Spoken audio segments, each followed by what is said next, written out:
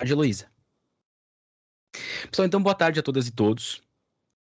Sejam bem-vindos à nossa análise de fonte referente ao tema que a gente começou a conversar na última aula, que foi História da Coreia.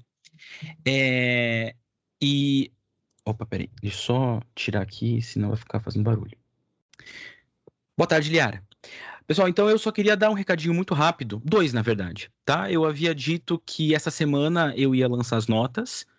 Eu espero que isso ainda aconteça essa semana. Eu esperava que eu tivesse feito isso para o começo da semana, mas acho que vai ficar mais para o fim, tá? Mas fiquem de olho que logo, nos próximos dias, eu devo lançar as notas. E o segundo recado é que eu vou encerrar a aula 3 ou 4 minutinhos mais cedo hoje, se for preciso, porque eu tenho outra banca de mestrado para participar, agora às 2h30, e aí para não... Enfim, para dar tudo certo, a gente encerra bem no horário, ou uns minutinhos antes, tá?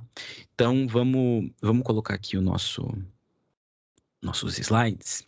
Então, pessoal, o que a gente vai conversar hoje a gente vai, na verdade, recuperar algumas coisas que a gente conversou na última aula, tá? Eu cheguei à conclusão de que eu realmente não estou mais acostumado com aulas de 2 horas, e eu acho que chegando depois da primeira hora, a gente começa a perder um pouco o ritmo, né?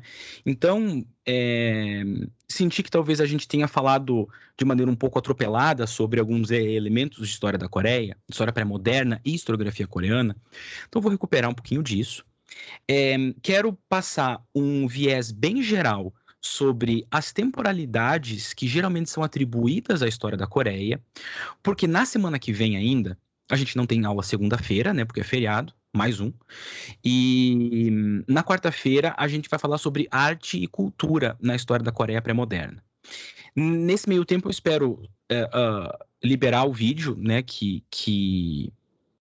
eu acho que eu tinha planejado 2 vídeos para a Coreia, mas pelo menos um eu faço até semana que vem, para que a parte contextual não fique tão solta, tá? De qualquer forma, eu deixei no Padlet, caso vocês estejam conseguindo acessar o Padlet.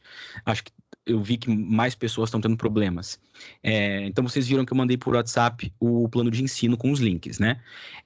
Caso vocês sintam necessidade de visitar um pouco os contextos históricos coreanos, eu deixei disponível alguns capítulos do livro do professor Emiliano Unzer, que acho que a maioria de vocês deve conhecer. Ele tem uma página bem grande no Instagram, no YouTube, e ele trabalha com história da Ásia de maneira geral e total, assim.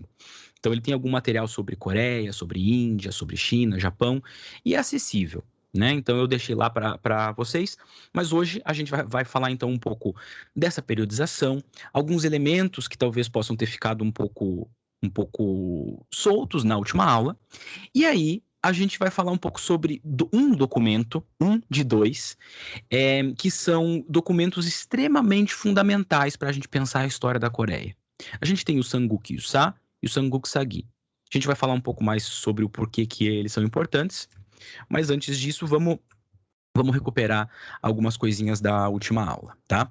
Então, a gente tinha visto que existe um elemento bastante estruturante quando a gente fala de história da Coreia, que na verdade é um elemento historiográfico. Nesse caso específico, nesse recorte cultural, geográfico coreano, é muito importante que a gente entenda esse traço, esse aspecto historiográfico, porque ele é o prisma que a gente tem para entender essa história mais antiga da Península Coreana, tá? E por mais antiga eu quero dizer assim, antes do século XVII, a gente não tem muita documentação. Isso significa que essa historiografia que vai arranjar a maneira com que a gente vai ler essa história da Coreia, tá? E essa historiografia, ela desde o século XIX, que é quando ela se desenvolve, ela está colocada de maneira muito intensa entre dois polos. De um lado, a gente teve uma historiografia, um instituto histórico que desenvolve uma historiografia durante a ocupação japonesa. Consequentemente, nós temos um viés imperialista nipônico, né, japocêntrico, digamos assim, para pensar o passado coreano. E vocês devem imaginar que isso afeta de maneira bastante intensa os argumentos ideológicos colocados para o passado, não é? E por outro lado, nesse mesmo contexto surge uma historiografia extranacionalista chamada Minjoksa, tá? Essa historiografia eu chamo de extranacionalista porque ela não é simplesmente ligada a um contexto nacional de maneira, às vezes, subjetiva, como a gente poderia pensar no caso que a gente está acostumado, que é a historiografia eurocêntrica, não é? Quando a gente fala, por exemplo, de como o Império Britânico teve interesse em estudar a história de Roma, por exemplo, é, é preciso um esforço crítico para a gente perceber que ali há um processo de recepção e de reatualização das ferramentas ideológicas de como se vê o passado. Quando a gente está falando da história da Coreia, o nacionalismo é aberto, é intencional, é abraçado e é visto como necessário. Certo? Então, o nome dessa historiografia é justamente historiografia nacionalista. É a historiografia da coreanidade, é a historiografia do povo coreano. E ela vai ser quase alheia não é quase alheia, mas enfim, ela vai entrar em choque com o que a gente entende por método historiográfico, simplesmente porque ela vai selecionar, quando possível, o tipo de documentação que interessa e o tipo de documentação que é válida. A gente vai ver como isso se aplica, por exemplo, a esses dois textos antigos, chamados Samguk Yusa e Samguk Sagi, que é um texto mais histórico, cronístico, e um texto mais lendário, enfim, mais folclórico, digamos assim. E aí o que nós temos, dentro dessa construção historiográfica, é uma constante busca por esse elemento de coreanidade, que está sempre relacionado à ideia de um espírito de independência. Então, é como se a gente pudesse pensar que dentro dessa historiografia, a narrativa da história coreana sempre tem um tema. É como se a gente tivesse um passado temático. Esse passado é temático porque ele é um passado dos coreanos e, portanto, ele está imbuído de um espírito coreano. Entendem? E qual é o espírito coreano? É o espírito de luta contra o invasor. Então, desde o período de Gojoseon, que seria o mais antigo, até o século XX, a história da Coreia é um constante exemplo de resistência contra os invasores. Resistência contra os invasores chineses, resistência contra os invasores japoneses, resistência contra os invasores nômades, quitanos, mongóis, manchúrios, e japoneses de novo, e assim por diante. Gente, vocês estão me ouvindo? Eu vi, eu vi algum comentário que caiu a internet, mas o comentário parece que sumiu. Bom, mas... Foi meu, professor, foi meu. Foi meu. Foi meu, mas o já voltou já, foi aqui em casa. Então tá. Se vocês perderam alguma coisa, só me avisar aqui, tá? Às vezes é mais fácil até abrir o microfone, mas tá tudo certo. Certo? Então tá bom. Né, então a gente tem no bojo dessa Minjoksa, essa historiografia nacionalista, uma história temática, um passado temático. É o passado da luta contra a agressão externa, né? E aí, como eu falei, claro que para que se construa essa percepção temática, é preciso ter uma seleção diferente de documentos, é preciso ter uma leitura diferente da arqueologia. Vou dar um exemplo, e é um exemplo que é interessante porque envolve Coreia do Sul e Coreia do Norte. É um tema que a gente vai falar um pouquinho mais à frente, mas no começo do século XX, na verdade, na segunda metade do século XX, uma escavação na Coreia do Norte encontrou um prego de uma tumba de um período do período Choson, que é depois do século XII, lá, século XII e XIII. E aí, os acadêmicos norte-coreanos entenderam que, na verdade, esse prego era a prova de que o primeiro rei lendário da Coreia foi enterrado ali. Não faz mal se a datação é do século XII. Com certeza é a tumba do primeiro rei. E aí eles construíram, então, uma tumba cerimonial para o primeiro rei mitológico, Dangun, que a gente vai falar já já, independentemente da evidência arqueológica. E aí a gente pode pensar, bom, é que isso faz parte de uma ferramenta ideológica da Coreia do Norte. Mas, na verdade, a gente tem exemplos semelhantes na Coreia do Sul também. E se vocês pesquisarem textos sobre história e historiografia coreana, vocês vão ver a quantidade de artigos que são escritos debatendo essas questões nacionalistas, esses problemas de análise de fonte, essa seleção ruim claro, ideológica da documentação que vale, da documentação que não vale, do que pode, o que não pode, como que lida com espaços em que não há documentação, como que lida com espaços em que a documentação é chinesa e não coreana, e assim por diante. Tá? Então, a gente tem esses dois aspectos muito fundamentais para o pensamento histórico coreano. A linhagem nacionalista, que impõe um passado temático, e um método muito próprio de seleção de fontes. Na verdade, um método muito próprio, nacionalista também, de seleção e, claro, interpretação e crítica documental. Então, sempre que, no caso de, por exemplo, se algum de vocês em algum momento pensar, me interesso em história da Coreia pré-moderna e quero pesquisar isso, vocês vão ver que o primeiro obstáculo, o primeiro debate é passar por essas questões historiográficas de maneira muito, muito direta, tá? Então, a gente poderia, por meio dessa construção do Minjoksa, ou seja, da historiografia nacionalista, a gente percebe uma coisa: a importância que a história antiga da Coreia, e veja, não é só o passado como um todo, mas é a história antiga da Coreia, a antiguidade, a importância que essa antiguidade vai ter no discurso nacionalista. É uma importância que não é só simbólica, entendem? Não é como a gente pensar assim, bom, mas a democracia ateniense também é importante para construções de pensamento ocidental. Mas ela vem de forma eventualmente recuperada, relida, inspiracional, simbólica, enfim. No caso aqui que a gente está falando, é a construção de uma linha ininterrupta entre o passado mais distante e o presente mais presente, digamos assim. Né? Claro, com a divisão hoje entre norte e sul, isso gera algumas interpretações diferentes também. Mas por isso, essa antiguidade, ela é o principal caminho que a cultura oficialesca, digamos assim, tem para a construção de uma ideia de coreanidade. Óbvio que quando a gente está falando do nosso momento mais contemporâneo, existe uma relação interessante de produtos de mídia, não é? A gente comentou rapidamente sobre o movimento Hallyu, sobre produtos de mídia e a relação com esse passado tradicional e com essa ideia de coreanidade. Então a gente poderia imaginar que nos últimos 10 anos a situação da historiografia se torna mais complexa. Tá? Então, eu estou orientando acho que eu comentei isso, né? Estou orientando duas monografias, uma sobre Coreia pré-moderna e uma sobre um produto da onda Hallyu.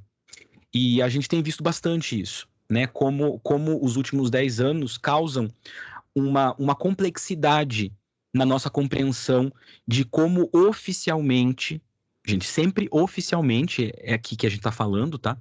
Como que oficialmente se constrói o senso de como a coreanidade, ou seja, esse senso patriótico, quase racializado, lida com as suas narrativas do passado. Em especial quando essas narrativas se transformam em narrativas culturais e estéticas, né? Então existem vários produtos que a gente poderia chamar de melodrama que são inspirados em cenários históricos. E isso tem sido comum na China também. Não é? A China tem produzido vários seriados que se passam em contextos históricos imperiais, o que é bem interessante. Né? Estou orientando uma outra monografia sobre isso também. E então, essas situações muito globalizadas, digamos assim, colocam para nós alguns desafios interessantes para serem pensados, né? Mas de qualquer forma, quando a gente chega então nessa narrativa do Minjoksa, ou seja, uma linha, né, teleológica da história coreana, de um passado mais remoto se construindo em lutas de independência até hoje, a gente comentou na última aula que a gente pode pensar mais ou menos 3 macroperíodos, então, para essa narrativa de uma historiografia nacional. Tá? A gente teria uma antiguidade, onde nós temos o primeiro reino coreano, né, Gochoson, A gente teria um período de formação e maturação, que seriam os períodos dos dois Samham, eu já vou falar sobre isso de novo. E, por fim, aquele período dinástico, em que nós temos o estabelecimento do Império Coreano, né? Que é o período Choson, o período... é o período Goryeo, o período Choson e o período do Império da Coreia, tá? Como que a gente pode pensar esses 3 macro períodos dentro de uma narrativa historiográfica? Tá? Porque, lembrem-se, a gente está olhando, né, no pouco tempo que nós temos aqui, a gente está olhando para esse passado do ponto de vista dos problemas de uma historiografia nacionalista. Logo, essas divisões que eu estou falando aqui para vocês são divisões artificiais, arbitrárias e pensadas no âmbito de uma historiografia nacionalista. Certo? Então, como que a gente pode pensar um eixo histórico para entender a lógica por trás desses 3 macroperíodos e dessa linearidade? A gente pode pensar no conceito de Samham, que é o conceito de 3 reinos, tá? E eu já vou explicar o que isso significa. Mas talvez fique mais fácil se a gente olhar essa minha tentativa aqui de fazer uma espécie de linha do tempo, né? Desses 3 macro períodos que eu comentava. Então, aqui, basicamente, a gente tem o período de antiguidade, em que nós temos Joseon no norte e Jinguk no sul. Tá? Só por curiosidade, reparem que eu escrevi de 2 formas cada um dos nomes, né? Ou a maioria deles. É porque a gente tem 2 formas de romanizar, ou seja, de passar para caracteres latinos, nomes coreanos, assim como a gente tem 2 formas de romanizar nomes chineses. Por exemplo, já se perguntaram por que a gente tem Pequim e Beijing, né? Ou Mao Tse-tung e Mao Tse-tong. É só, na verdade, a escolha que a gente faz para escrever. O mesmo acontece com o coreano, que pode ser transliterado de 2 formas. Se vocês têm alguma familiaridade com termos ou nomes coreanos, devem ter reparado que a versão de cima costuma ser a versão mais popular hoje em dia, tá? E da mesma forma, a gente tem 2 escritas para o coreano, né? O Hangul e o Hanja, que são, um deles o Hangul é uma escrita, digamos assim, tipicamente coreana, criada para isso, e o Hanja, ele é mais inspirado assim no chinês, assim como a gente tem em japonês, né? Mas a parte do japonês a gente vai ver um pouco mais à frente. Então, a gente tem Joseon e Jinguk, no norte e no sul, que são sociedades da antiguidade coreana, vão se desestruturar no século II antes da Era Comum. A gente tem referências a Joseon por volta do século IV ou V antes da Era Comum, em registros chineses, mas dentro da historiografia coreana, como eu já havia comentado, Joseon é fundado em 2333 antes da Era Comum, né? Seria a data em que o primeiro rei mítico ele cria o Império Coreano, o Reino Coreano. E aí isso, né, a gente tem uma equiparação entre a antiguidade coreana e a antiguidade chinesa. A gente vai ver isso quando der uma olhadinha na fonte. E aí, enfim, depois da desestruturação de Joseon, ali no século II antes da Era Comum, a gente tem o primeiro período Samham, que é um termo aplicado a três confederações de sociedades, né? Pyongan, Mahan e Chinhan. Vejam, esse termo Han, ele é presente em toda a história da Coreia. Significa grande. E apesar de parecer que tem alguma coisa a ver com Han chinês, não tem. Tá? A pronúncia é um pouco diferente, a escrita, obviamente, é diferente, e a transliteração é diferente também. Mas significa grande. Então, esse é o período das 3 grandes confederações, que começam logo que a gente tem a desestruturação de Joseon, né?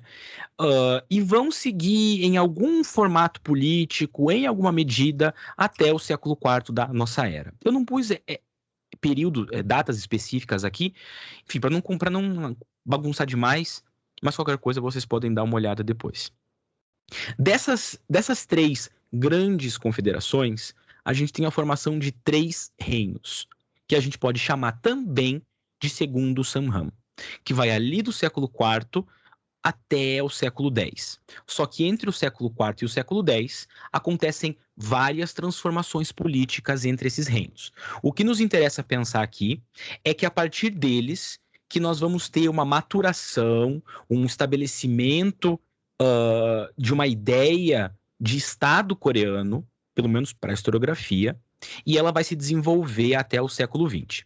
Então, os 3 reinos, que é um período bastante fundamental, são Goguryeo, Baekje e Shilla, tá? E a gente vai, quando quiser pensar em história, assim, geral pré-moderna da Coreia, a gente vai estar focando em 2 desses reinos, Goguryeo e Shilla, tá? Shilla porque é o reino que vai mais se expandir e unificar quase toda a península inteira até o século X. E a partir do século X, um outro reino que se diz continuador de Goguryeo vai estabelecer o período dinástico, né? E aí a gente tem então o período, né, Goguryeo, Goryeo, aí o Joseon e o Tahanjeguk, que é o período do Império Coreano. E aí aqui eu pus as datas certinhos porque é mais fácil, não tem muita bagunça. Então nesse segundo período Samham, nós temos 3 reinos que vão se dividir, aumentar, diminuir, brigar, se aliar com a China, se aliar com o Japão, brigar com a China, brigar com o Japão, brigar entre si. Enfim, é um período bastante agitado entre o século IV e o século X. É um período bastante formativo. Provavelmente é o período onde se desenvolve a prática do budismo, como a gente vai falar já já. É o período onde se desenvolve o confucionismo coreano. É o período onde se desenvolve uma série de elementos culturais que a gente vai conversar semana que vem. É o período onde se melhor desenvolve as formas militares, que esses reinos são bastante marciais. É nesse período que se desenvolve isso, e provavelmente é o período em que, copiando a China, ou inspirados pela China, ou ao modelo chinês, os reinos vão começar a criar registros históricos, que a gente não tem nenhum. Mas, no Samguk Sagi, a gente vai encontrar referência a registros históricos muito antigos, que a gente não tem, mas que certamente não são invenção dessas fontes. São, provavelmente, documentos oficiais, crônicas, enfim, datações criadas nesse chamado segundo período Samham, certo? Trouxe alguns mapas só para a gente relembrar aonde nós estamos. Então aqui primeiro é a antiguidade, em que a gente tem Joseon e Qin. Depois o período aqui dos 3 reinos, em que Goguryeo está aqui bem grandão, Baekje e Shilla tá aqui pequenininho, com uma outra confederação aqui embaixo. E depois, no período dinástico, a gente tem a unificação total da península, que é basicamente as fronteiras que a gente tem para a Coreia hoje, né? E vejam que interessante. Quando a gente está falando do período de Shilla, ou seja, da parte mais antiga, o centro de poder está no sul. Quando a gente está falando de Joseon e Goguryeo, o centro de poder está no norte, bem perto de Pyongyang. A capital histórica do norte sempre foi muito perto de Pyongyang. Então, dá para imaginar, a partir disso, de que maneira e quais os enfoques que a historiografia mais contemporânea prefere dar a cada período. Então, não é estranho, por exemplo, que Shilla seja um dos focos mais populares ultimamente da historiografia coreana. Não é? Porque é justamente o período em que as porções sul eram o centro de poder principal da península. E aqui depois só um outro mapa para que a gente veja o que acontece no meio daquele segundo período Samham que eu falei ali, não é? A gente tem um momento de divisão um pouco mais intenso, o período norte e sul aqui, e o período da divisão dos 3 reinos tardios. Enfim, não nos interessa muito, é só para que a gente veja a composição, mas basta para nossos fins aqui que a gente tenha uma noçãozinha geral de como vai se construindo a narrativa desse passado e quais são os espaços político-culturais desse passado. tá? Alguns aspectos históricos que a gente pode generalizar para boa parte desses períodos San-Han, vejam, eles são tidos todos como coreanos, de forma que a diferença entre eles seria a política. Não é cultural, é muito pouco linguística, né? É uma diferença de cunho institucional. Então é tudo visto como integrantes de um mesmo espectro cultural. Tá? Como eu falei, a gente tem como principais espaços políticos nessa história Shilla e Goguryeo. Então, norte e sul, em determinados momentos, primeiro Shilla, depois Goguryeo, tá? E entre os aspectos de demonstração político-religiosa, cultural, social, que a gente vai ter durante uma boa parte da história da Coreia, da Península Coreana, né? A gente consegue perceber uma interação entre o budismo, que é muito forte, talvez mais forte do que na China, eu diria. Ele chega no século IV via China, e via Coreia ele chega no Japão mais ou menos nesse mesmo período. Então, existe um budismo tipicamente coreano, do mesmo jeito que existe um budismo tipicamente japonês e um budismo chinês, né? Na verdade, a gente tem formas específicas de budismo em cada espaço que a gente olha. Mas é importante que a gente se lembre que o budismo chega quase ao mesmo tempo que os três reinos estão se fundando, né? Então, a chegada do budismo, tanto na Coreia quanto no Japão, está muito próxima dos períodos formativos importantes, o que não acontece com a China. Vocês se lembram que a gente falou sobre as escolas, o taoísmo, o confucionismo, e o budismo ele chega quando essas escolas já estão muito bem estabelecidas, quando, na verdade, o Império Han já está próximo do seu fim.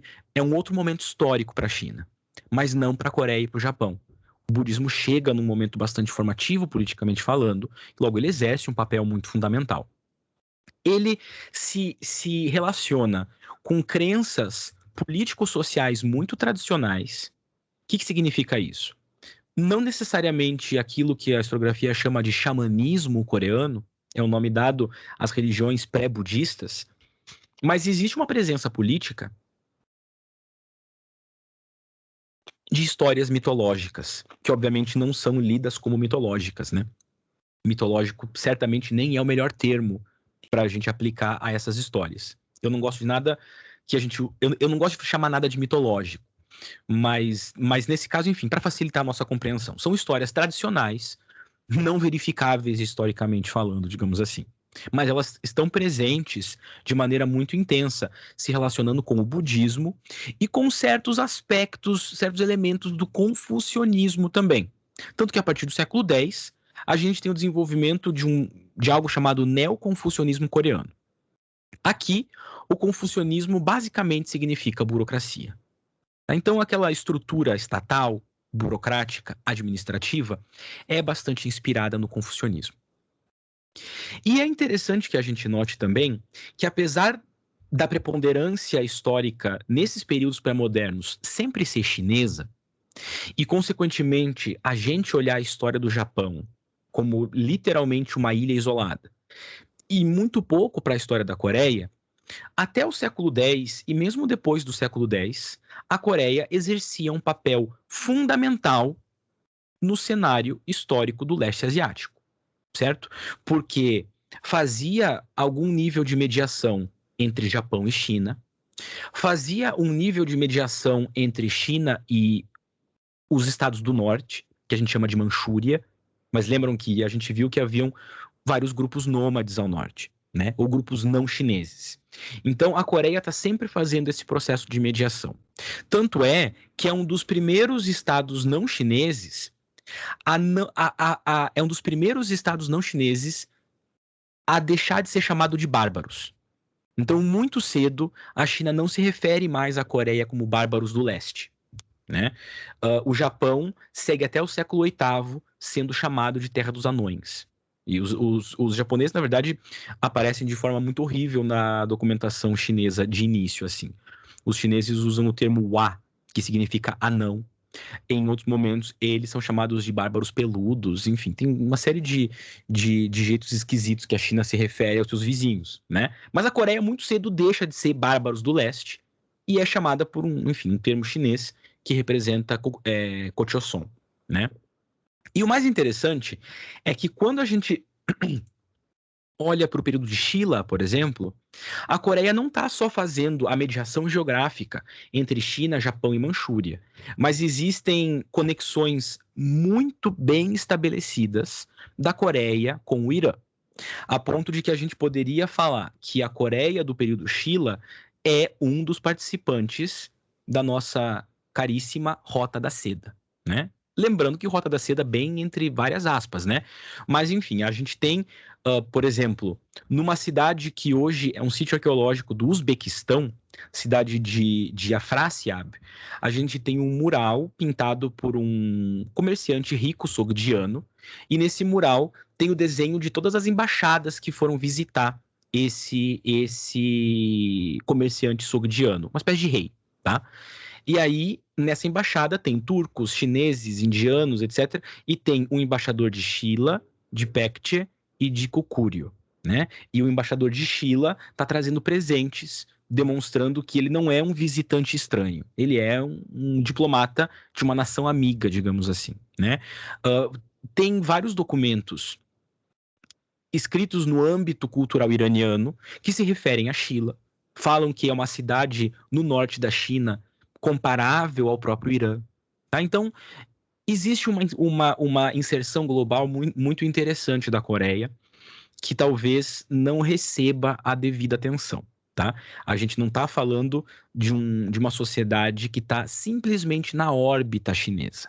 Tá? A gente também, de tanto falar sobre eurocentrismo, a gente também não pode cair, digamos assim, em um sinocentrismo. Apesar do que a gente conversou sobre matriz cultural civilizacional, nem tudo está meramente, né, subjugado por uma órbita política chinesa.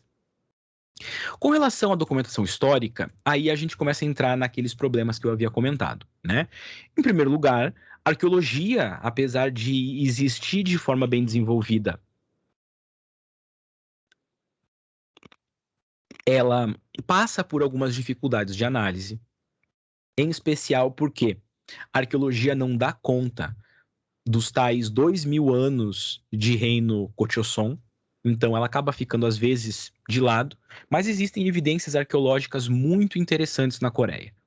É a região do mundo com o maior número de formações em megalitos de pedra, sabe assim, meio à la Stonehenge, né? São milhares de formações assim que provavelmente eram pontos importantes de algum período histórico coreano.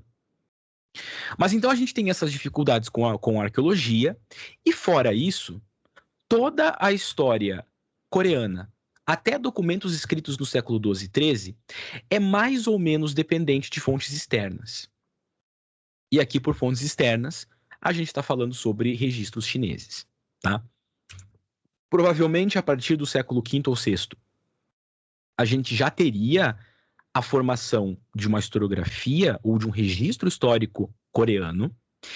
Existe bastante evidência para que a gente pense que os primeiros registros históricos japoneses, chamados de Nihon Shoki, e tem o outro que é o Kojiki, tá? São os dois primeiros registros japoneses do século VII e VIII, eles podem ter sido inspirados por registros coreanos. Tá? Então tem sempre uma mediação coreana quando textos e ideias chegam no Japão. É um movimento muito circular. Mas o que a gente tem, na verdade, são dois documentos, são os dois primeiros documentos históricos, não só escritos, tá? Porque tem poesias mais antigas.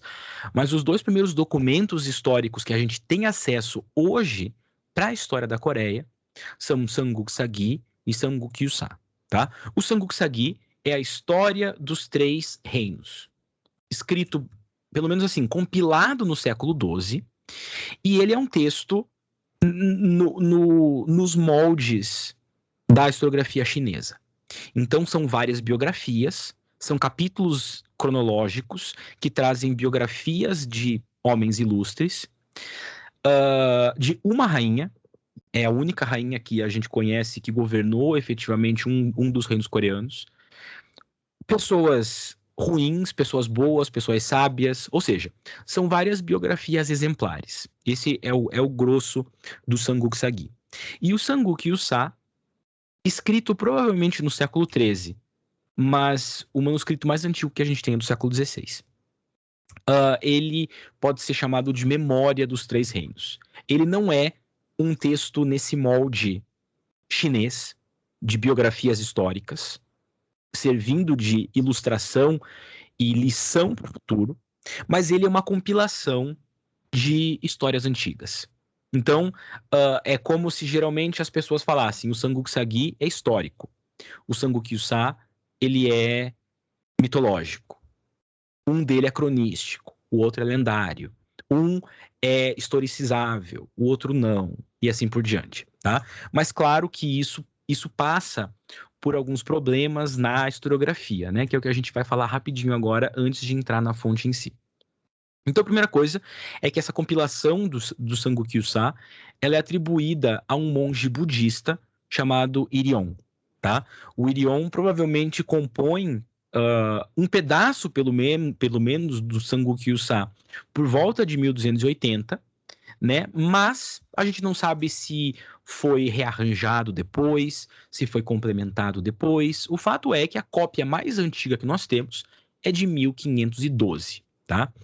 A gente sabe, então, que a compilação do Samguk Yusa foi feita no período Goguryeo, tá? Na verdade, não no Goguryeo dos Três Reinos, mas no Goguryeo do período dinástico, tá?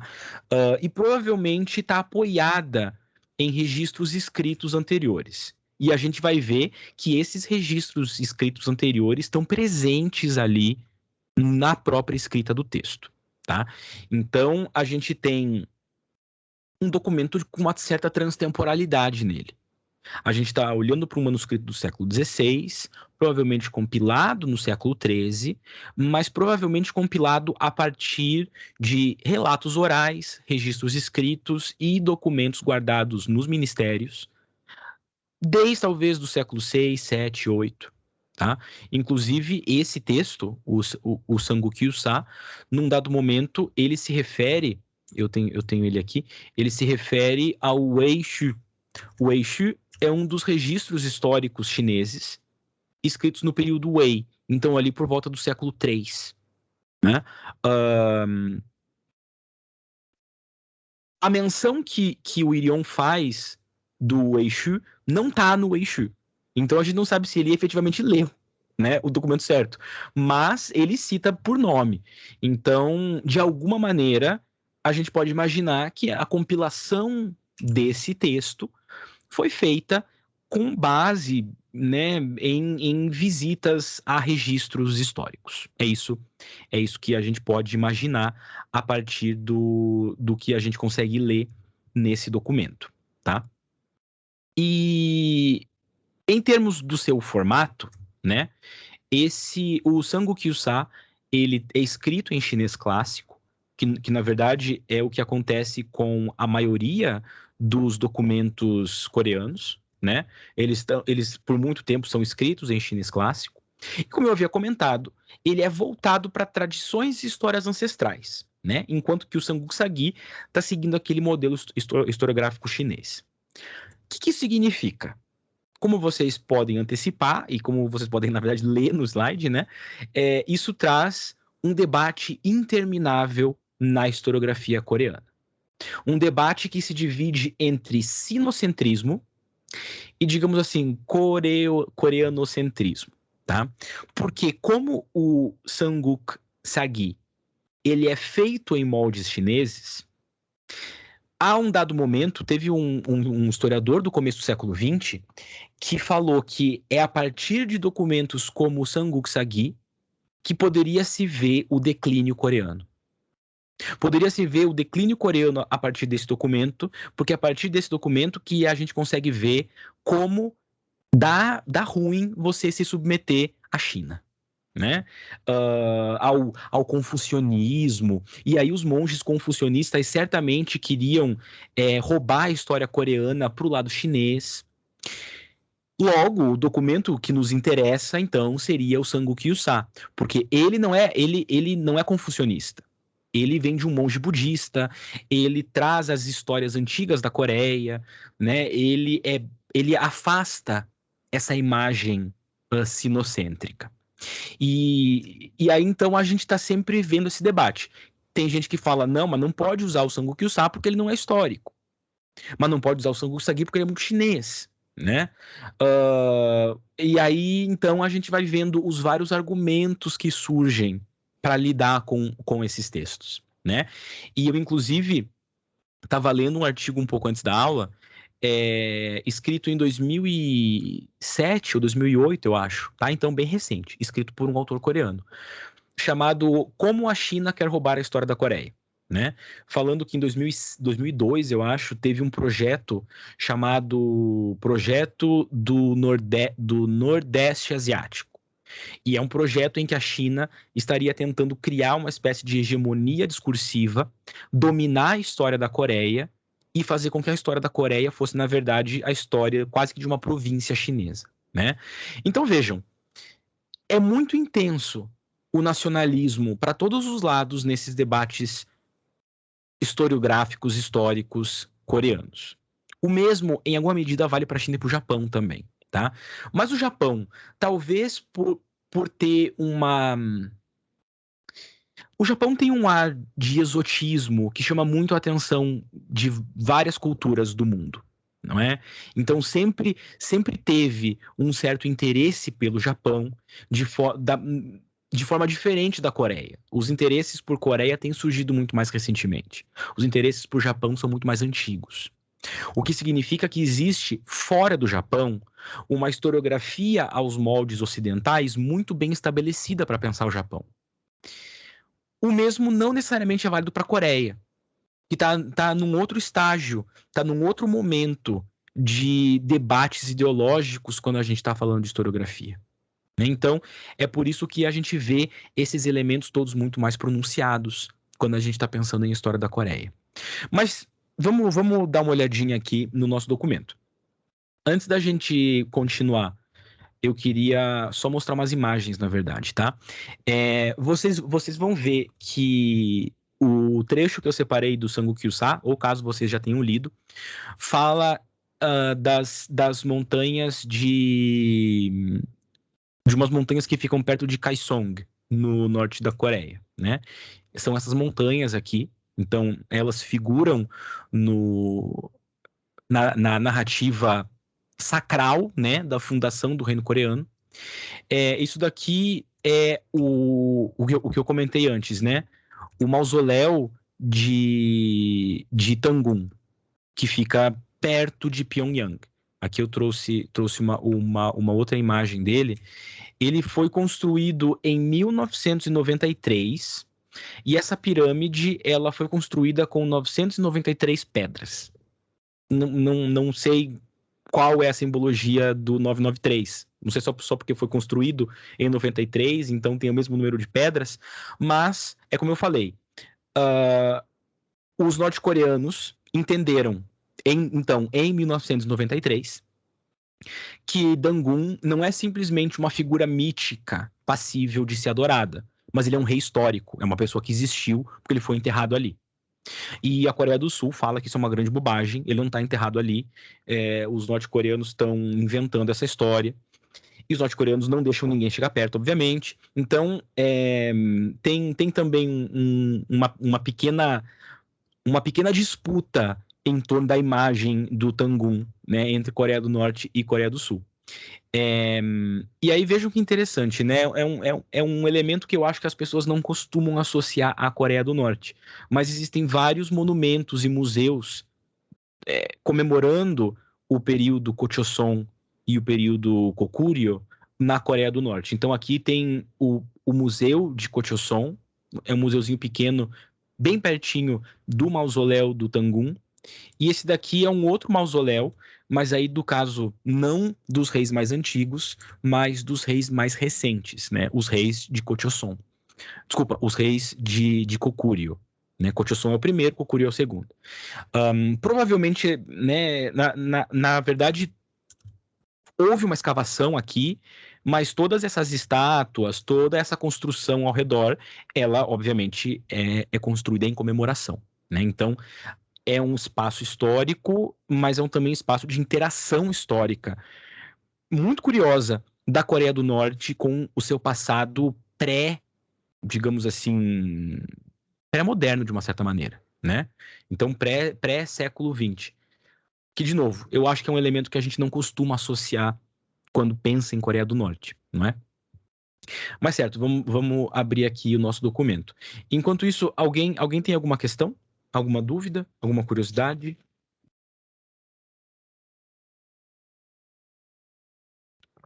Não, tudo certo? Vamos só dar uma olhadinha aqui, então. Então, como eu falei para vocês, eu separei a abertura, né, o trecho 1 do Sanguk Yusa, que é o texto escrito pelo monge Irion e que lida com a parte que a gente chamaria de mais lendária do passado remoto coreano, né? Tanto que ele começa assim, né? Nenhuma pena pode descrever todas as maravilhas que acompanharam o nascimento dos fundadores de estados. Estas são estabelecidas aqui como precedentes para as histórias dos fundadores dos três reinos, que serão encontradas nos próximos capítulos. Vejam, eu não confio 100% na tradução que eu selecionei, tá? Ela me pareceu um pouco questionável, mas é a tradução que eu encontrei, né? E aí, para a gente conseguir pelo menos ter uma ideia do que está nesse texto, a gente acaba usando essas coisas. Então, não levem tudo assim ao pé da letra do que está escrito aqui. Eu não sei, por exemplo, qual é o termo aqui para falar de fundadores de estados, três reinos, enfim. Mas dá para ter uma ideia de que o texto está preocupado literalmente com as figuras humanas que fundam nações, digamos assim, né? E aí ele começa falando sobre o velho Choson, que na verdade é a tradução de Ko-Choson, né? E veja o que é interessante. Ele começa falando, no Eishu está escrito, 2000 anos atrás, Tangun, também chamado de Wangon, escolheu Asadao, também descrito como Muyopsan, na província de Paektu, a leste de Kaesong, em um lugar agora chamado de Pegakung, como sua residência real, e fundou uma nação, chamando-a de Choson, no mesmo período de Yao. Bom, eu não espero que vocês lembrem desse nome, mas vocês devem se lembrar que a gente falou dos dos três soberanos e dos 5 imperadores, quando a gente falou das cosmogonias chinesas, né? Yao é um dos 5 imperadores míticos da China. Então, o Irion aqui, se é que foi ele que escreveu isso, está dizendo que, de acordo com os registros históricos chineses, o Eishu, o Wangon, né, ou Tangun, ele ele viveu ao mesmo tempo, opa, acho que eu subi aqui, né? Ele viveu ao mesmo tempo do imperador Yao, ou seja, a gente está vendo aquela equiparação entre o passado lendário ideológico da China e o passado lendário ideológico da Coreia. Só que nesse caso aqui, o monge está atribuindo isso a um texto chinês. Se vocês pegarem o texto chinês, isso não vai estar escrito lá, tá? Então, aqui a gente pode imaginar se a versão que a gente tem do texto chinês é diferente ou se o Irion está simplesmente inventando essa informação para passar credibilidade para o argumento dele. E para comparar, então, vejam que ele continua. No Goji está escrito. Esse Goji é um dos textos, é um dos registros históricos que a gente teria no período dos Três Reinos, que a gente não tem mais acesso, que não sobreviveu até nós. Então ele traz primeiro uma referência chinesa, depois uma referência coreana. Isso revela uma série de coisas para nós, né? Eu acho que, em um primeiro momento, a gente claramente está vendo o peso daquela esfera cultural que eu havia falado. Então, o texto está escrito em chinês, da mesma forma que acontece com o Kojiki e com o Nihon Shoki.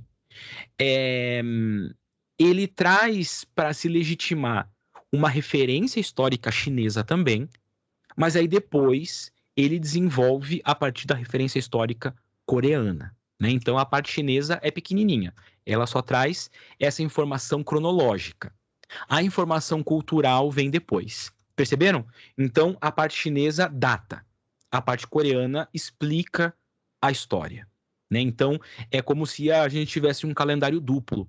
E aí, dá para localizar, talvez, para os reinos coreanos, né? Poderiam localizar essas histórias a partir de um referencial histórico chinês, né? Aí ele continua. Nos tempos antigos, Huanin tinha um filho pequeno cujo nome era Huanun. O menino desejava descer do céu e viver no mundo humano.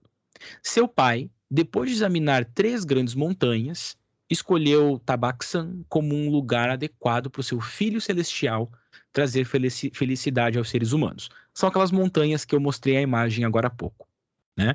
Ele deu a Huanun 3 tesouros celestiais e ordenou que ele governasse seu povo. Com 3.000 de seus súditos leais, Huanun desceu do céu e apareceu sob uma árvore de sândalo na montanha Taibak. Ele chamou o lugar de Cinci e assumiu o título de Huanun Chonwang. Ele liderou seus ministros do vento, da chuva e das nuvens no ensino de mais de 360 artes úteis, incluindo agricultura e medicina.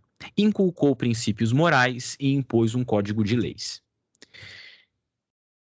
O que a gente pode pensar sobre essa passagem? O que a gente poderia falar? Vocês já conheciam, de alguma maneira, essa história? Alguém já tinha lido algo ou ouvido falar sobre história antiga, história, entre aspas, medieval da Coreia? Eu já tinha ouvido falar. Eu uma vez fiz um trabalho em geografia sobre Coreia e daí falamos um pouco sobre a história, mas dos 3, assim, da antiguidade, só um pouco dos 3 reinos, assim, mais focado na parte mais contemporânea da história da Coreia. Entendi. O meu conhecimento de história, não sei se tem mais alguém aqui que vê aquela série na Netflix. Tem uma série na Netflix chamada Kingdom, que era um drama histórico coreano misturado com zumbi. Eu fiquei curioso, fui dar uma olhada. O limite que eu... Mas é baseado em uma dessas fontes, pelo que dizem. Um desses romances, eu acho, na verdade. Então, pelo menos 3 de vocês, né? Eu não vi quem falou primeiro. Acho que foi... Bom, eu não vi aqui porque eu não estava com a janelinha aberta. Mas... Fui eu, professor. Foi a Liara. Então, assim, já tinham tido algum contato, né? O que já é bom. Mas essas histórias aqui são bastante famosas, assim. A história... porque depois ele continua falando que tinha uma tigresa e um urso, e uma ursa, na verdade. Aí a ursa se transforma num ser humano, se casa com o filho celeste, e aí, então, o neto celeste é o primeiro rei da Coreia, né? É o fundador de Choson. E essa história é super presente na cultura coreana contemporânea, de forma que existem alguns cultos específicos quase divinizando esse personagem. Existe o dia de comemoração a esse personagem, enfim. Essa história, ela se mistura bastante com a cultura contemporânea coreana. E reparem o seguinte, a gente tem um processo mais ou menos semelhante àquele que a gente vê na China, em que existe uma figura tratada como celestial, mas vejam que esse celestial aqui, ele é uma figura literalmente do céu, tá? Não é simplesmente divina. O céu tem um papel importante nessas figuras sacrais. A gente viu o mandato celeste, o filho celeste, etc., né? Isso está presente tanto entre chineses, como entre grupos nômades, como nos coreanos, e a gente vai ver no Japão também, mas de uma maneira um pouco diferente, né? E aí, essa figura celeste vem e ela concede aos seres humanos ciências, artes, habilidades, morais, técnicas, né? Então, a gente sempre é ensinado a se civilizar por meio de uma figura herdeira de um aspecto celeste. O mesmo acontece na China, em que a linhagem dos 3 soberanos e dos 5 imperadores vai ensinando também para o ser humano como arar a terra, como plantar arroz, como elaborar leis e assim por diante, né? Aí depois ele comenta, né, justamente essa parte que eu falei, em como Tangun Wangon, o rei do sândalo, ele nasce a partir do filho do deus celeste e de uma ursa, né? É uma ursa que se transformou numa mulher. Bom, aí a gente tem vários elementos simbólicos que a gente poderia pensar a partir dessas pequenas narrativas. Ela continua, é super interessante. Se vocês gostarem desses temas, depois procurem o Sangokyou-sa, que as histórias são bem legais. Mas eu vou, como eu falei, eu ia encerrar uns 5 minutinhos antes. Então, a gente encerra por aqui essa leitura de fonte. Depois, se não tiverem visto ela, deem uma olhada nesse trechinho final.